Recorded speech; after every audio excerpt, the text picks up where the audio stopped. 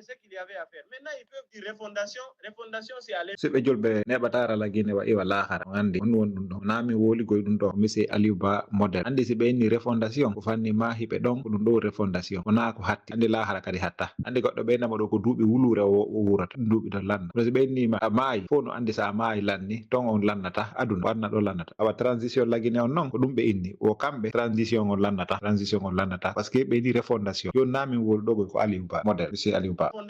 Refondation, c'est à l'infini. Ça ne s'arrêtera plus. Refondation, tant qu'on n'a pas fini de refonder la Guinée, c'est-à-dire refonder un pays, c'est en faire un paradis. Tant que la Guinée n'est pas un paradis, eux, ils sont là. Toujours ko tarika plaque politique annar ɗo haray e hiɓe lagine ɗo ɗe laamiɓe ɓe ndi ko refondation suba lagine ha lagine wawa saabere ma ha lagine wawa o aljanna aɗa noon ko ɓeɗo waɗata lagine aljanna paradis. C'est-à-dire même puisqu'au paradis on nous a dit qu'on sera éternel là-bas, eux ils se croient déjà même éternel à la tête de la Guinée.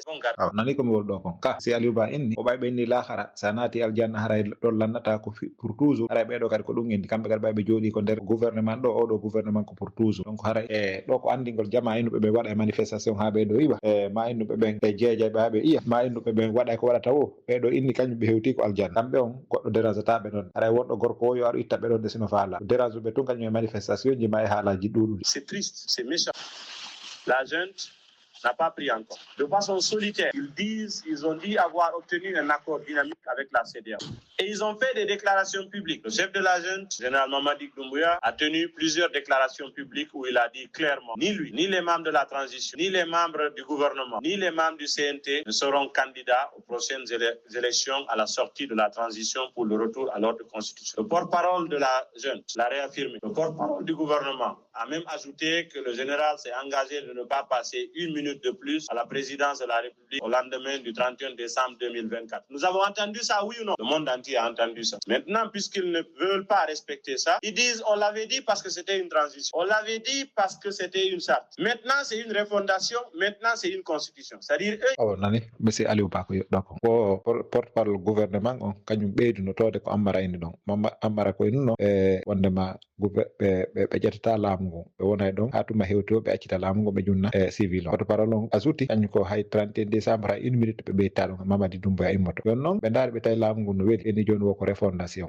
noon ala limite joni ɓe jooɗi ɗon ɗe ɓe laamade ha ñande ɓe faala wo ɓay an lannata ha ñande ɓe faala wo goɗɗo kadi en remplace ɓe on ɗon kadi si gayni on ɗon kadi remplace ɓe hayra ko kamɓe tun jeeyi lagine haray ɓe waɗi lagine ko aljanna on de aljanna sa naati a yaltata kamɓe kadi woɓɓe yaltata ɗo haray faala ɗo e ɗaɓɓugol ko waɗa wo yo ɗaɓɓu waɗa kono noon ɓeɗo ɓenni ɓe wiwata ko laamu haray e ko teddugal jama lagine on fof teddugal wonɓe wolde ɗo ɓe fof inde manifestation teddugal wonɓe wolde ɓe fof inde élection ɓeɗo ɓe inni woɓe hindiki laamu ko kamɓe ɓe naati aljanna haray nami wolde ko Aliou Ba na Aliou kadi Ba wowli koko ɓeeya wowli kon o filliti ɗum ɗo on goɗɗum ɗo. Refondation, maintenant c'est une constitution. C'est-à-dire eux ils sont magiciens en fait dans leur tête. Alors pour eux, puisqu'ils ont dit transition, c'était ce qu'il y avait à faire. Maintenant ils peuvent dire refondation. Refondation c'est à l'infini. C'est-à-dire ça ne s'arrêtera plus. Refondation tant qu'on n'a pas fini de refonder la Guinée. C'est-à-dire refonder un pays c'est en faire un paradis. Tant que la Guinée n'est pas un paradis, eux ils sont là. C'est-à-dire même puisqu'au paradis on nous a dit qu'on sera éternel là-bas, eux ils se croient déjà même éternel à la tête de la Guinée. Ils vont rester. Ils vont garder. On andi ɗo kon woni o programme ɗo CNRD goy laaɓande yimɓe ɓe CNRD laamande yimɓe ɓen inni ɓe sali ɓe alaymade ko laamu ko ɗon ɓe woni joni noon ko min woni ɗaynude on inna yen hoolo élection waɗay ko min woni ɗaynude on inna yen waɗu manifestation moƴƴay ko min woni ɗaynude on inna e sabbo ɗen tum changeay ko min woni ɗaynude on ha ko ɓeeɗa woni ɗaynude ko min woni ɗaynude on min wonɗo wolde on ko min woni ɗaynude on ko min woni jampade on na CNRD fa kan jamfa ko ɓe wanno ko ɓe gaynino kan ɗon jamfa ko ɓe inno kon ɓe waɗa élection kamɓe ɓe présentant ko ɓe inni ɗon refondation hande ko refondation ko infini kamɓe on ɓe gaynino laaɓanden poyi ɓe sali ɓe tewi iwata ko laamu ko ɗon ɓe wonta joni noon enen kan luttuɓe ɓen en ɗaynodiray innen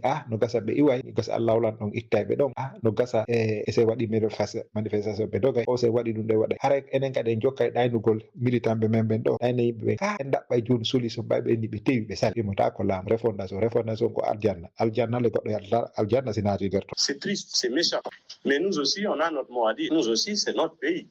Nous aussi, on les a écoutés. Le monde entier les a écoutés. Ce n'est pas parce qu'eux, ils disent transition ou refondation qu'on se sentira concerné par ça. Les mots et les slogans, ça ne nous intéresse pas. Donc, si vous posez la question Simandous, maintenant, c'est parce que d'après leurs conseillers, d'après leur imagination, vous savez, lorsqu'on est dans la bulle du pouvoir, on n'écoute pas les autres, on pense qu'on est plus intelligent, on est plus stratège, on est plus malin, on fait une fuite en avant. Mais ce pays a une histoire récente. Il y a des gens qui se tapaient la poitrine ici pour dire au monde entier qu'on ne leur apprend pas c'est quoi la guerre. guerre. On ne peut pas leur faire savoir comment se battre. Ils ne reculeront devant rien. Ils ne vont céder devant rien. Ils ne seront impressionnés par personne. Il y en a des gens qui déclaraient ça ici, non? Ils sont où aujourd'hui? La Guinée, les dirigeants guinéens ont pris cette habitude.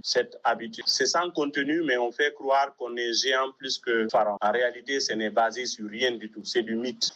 Tout ce qui peut impressionner les Guinéens, c'est lorsque vous tenez le langage de la vérité et lorsque vous êtes sérieux avec vous-même. Sinon, tout ce que vous faites, ça a déjà été fait par d'autres. D'autres l'ont fait. Ils sont aujourd'hui dans la poubelle de l'histoire. Si vous avez décidé d'emprunter le même chemin conduit toujours à la même destination. Il n'y a pas de mystère, il n'y a pas de miracle possible. Ok, monsieur Aliou Ba yewtiɗo inni wondema yimɓe buyi tappuno ɓernde maɓɓe nden oya saati inni kañum ɓuuri mum ala kamɓe goɗɗo ittataɓe ɗon kamɓe mbeɗa koɓe faala kon hande ko to ɓen ɗon woni donc aray noon monsieur Aliou Ba yo andi tu ko ɓe jooɗi ɓe ɗo kadi ko ɓen ittuno ɓen ɗon aɗa monsieur Aliou Ba noon anditindi ɓe ɗo kadi ɓen ɗon kadi sikkuno goto wawata ɓe ittude o hande histoire maɓɓe on hande ko ɓe feƴƴande maɓɓe nden fof yeehi ko poubelle yeehi ko tundi ko hoggo willoyama toon yon no goɗɗo woltata fi ɓen ɗon hande kadi koɓe woli kon ko woli ko wonti poubelle aray en andi ɓeɗo kadi ko haalaji jani e innugol hulɓina yimɓe ɓen mawnintinare sikka ɓuuri mum ala ko ɗum woni hollude jama on ara noon jama on kañum kadi kine ɗen yarirta si muñño ɗum ɗo ka jama on déterminoto inna menen kadi min tewi min sali hande kadi ɗum ɗo wawata wadde arana kadi ko hunduko applica aɗa ƴettal yimɓe ɓen naɓo ɗon ko yaasi innon are yehe dattuɗon ɗe kure ɗo ɓe wara innon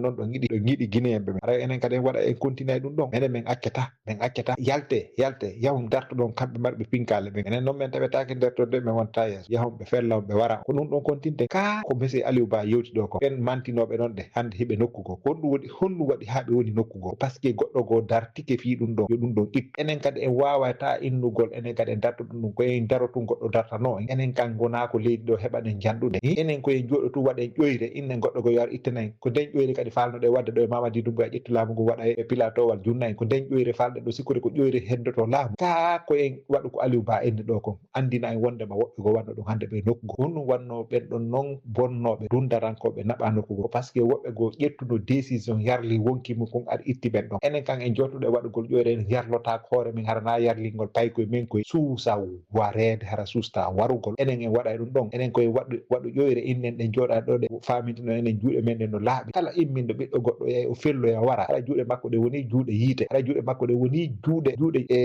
ƴiƴam haray wote waɗ ɗum ɗon waɗen détermination ɓe innuɓe ɗo no manti ɓe hewti ko aljanna dara solution ɓe ɗo min ko ɗum ɗon mi yi nder ɗon tori ke mi jeeji e woten warindir waɗidir enen opposition o woni opposition hombo ko ten waɗidir hakkude men ƴoyre wowlen haalaji welɗi on ɓen ken jama on ha ɓe yalta ɓe yaɓe darto finkare fellaɓe hara hay fus waɗata yimɓe buyno fella vraiment ɗum ɗon yoni enen kadi waɗen ko Aliou Ba inni ko Aliou Ba inni woɓɓe go har no mantinoma no mawnitini no hande ɓen no ɗo woni hande fi maɓɓe lanni woni ko asfima kuuli to ɗon haray enen kadi koyen ƴettu décision men o waɗen ɗum ɗon il n'y a pas de mystère, il n'y a pas de miracle possible. Et c'est pourquoi nous communiquons tout le temps pour leur donner des conseils. Nous leur disons clairement attention. Parce que nous voulons que ce pays s'en sorte enfin. Ce n'est contre personne. Nous voulons du mal à personne. C'est ce qui nous appartient à tous. Nous avons le droit d'en parler. Nous avons le droit de critiquer, de faire part de nos observations. Si vous êtes irrité parce qu'on a parlé de vous, vous êtes un gestionnaire public, revenez dans votre famille, gérez le bien familial, vous allez voir si quelqu'un va parler de vous. Qui va parler de vous? Personne. Et la Guinée, c'est un bien commun. Il ne s'agit pas de dire on est fâché parce que vous le dites ou on est content. On ne cherche. ay ɗon ɗi haalaji monsieur Aliou ɗo ɗe anndingol ɓeɗo wondema hen fof ko Guinée yoɓe ziru laggine moƴƴa sina ɗum ɓe jottano ko ɓeɗo wuula ɓe ko ɗum tara ko ɓe koye haala woy welkoye ɗo ɓe haaju mum ala e ɗum ɓe haaju mum ala e ɗum fiw haaju maɓɓe ala e ɗum hande halmaji maɓɓe ala janggo ɓeno hooli hoore mum ɓeno sikkude pinkaji maɓɓe enen ko ɗum ɗon ɗum faami min noon probléme an on kotto woni hay goɗɗo go immoyi ari ɗo ɗe ittiɗi tawi woni hara ko on ɗon kadi koye maɓɓe on andi ha joni haray hay faala haray ko minata ɗo ɗe na yen wullu ha feƴƴina na yen dénonce kadi ha feƴƴintinen a dénonce an goɗɗo faalaɗo yo naɓetu innuɗo min mi hewti ko aljanna mi yaltata nder ɗo hay Allah ittimo ɗon Allah itti Alpha Condé kono ko hombo arti ɗon faala ɗen koye Allah lan ɗon addangen goɗɗo hara on ɗon wawa moƴƴinango lelagine Allah lan ɗon noon ko inni ko en wakkilo enen tigui o walla en hoore ɗum ɗon na yen jooɗo woɓɓe go wakkilo inno ɓe ara ɓe ƴetta ɓe junnayi ɗum ɗon kan de ɗum ɗon kan acce miijitoɗen seeɗa de koko wonɗe wadde miijiɗoɗen seeɗa koko wonɗe politique monɗe wadde mi tangi nene ɗen haɓɓiti ko goɗɗo go yata yaha waɗoya guere ko ɗum waɗde ƴettude koye paygo kadi yaltina ko yaasi kankoy koko waɗu guere koye maya ɗon koye maya ɗon hayso ko goto lutteɗen haaju men ala yande ko heddo nder laamu ngu joɗɗen deɗɗeten en fara ɗo kadi woɓɓe goye yew waɗoya kudeta gayna fof aɗa ƴetta junnayi laamu ɗe siɓɓe yimɓe miijitoɗen moƴƴante miijitoɗen moƴƴa konɗe wadde ko ɗen faala laamu en yaara no ɗaɓɓirte no ɓeɗo inni falaka démocratie ɓeɗo ɓe hewti ko aljanna enen kadi de wakkilo ɗen musidɓe julɓe miijitoɗen moƴƴa ɓe ɓe aña en goy ɓe aña en na wondema ko parti politique goto ɓe ɓe ko hay goto falaɗo laamu ngon ɓe falaka fi honno par ce que ɓe Allah lanɗon no inni kala naɗɗo ko aljanna o yardata kamɓe noon ɓe inni woɓe hewti ko aljanna kamɓe kan noon si goɗɗo inni itteɓe ɗon de on andi ɓe sikka kamɓe ko kamɓe on tagguɓe ɓe andi ɓe sikka ɓuuri maɓɓe ala sikka ɓuuri maɓɓe ala donc joni noon enen hollata ɓe wondema ko Allah lanɗon tun on décision ɗon wonani wondema si goɗɗo naati aljanna o yaldata wondema wona kamɓe tun jeeyi pays o wondema ɓe koko ɓe wolde ɗo ɗe ko mawnitinare sikkol ɓuuraka enen hollata ɓe ɗum ɗon ara suɓɓe julɓe ɗum ɗo ɓe ɗeta dan puccu dan hollade are ka pour la politique annara